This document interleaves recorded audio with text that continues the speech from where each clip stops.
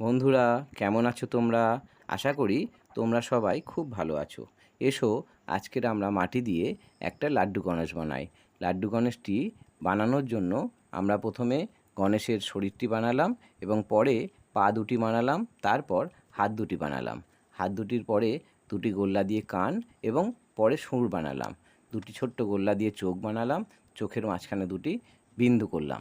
তিনটি গোল্লা মাথার ওপর বসিয়ে মুকুট বানালাম। এইভাবে আমরা লাড্ডু গণেশটি বানিয়ে ফেললাম। লাড্ডু গণেশটি কেমন হয়েছে তোমরা সবাই কমেন্ট করে জানাবে। যদি ভিডিওটি ভালো লাগে লাইক করবে এবং নতুন যারা আছো পারলে সাবস্ক্রাইব করবে। তোমরা সবাই খুব ভালো থাকো, আনন্দে থাকো।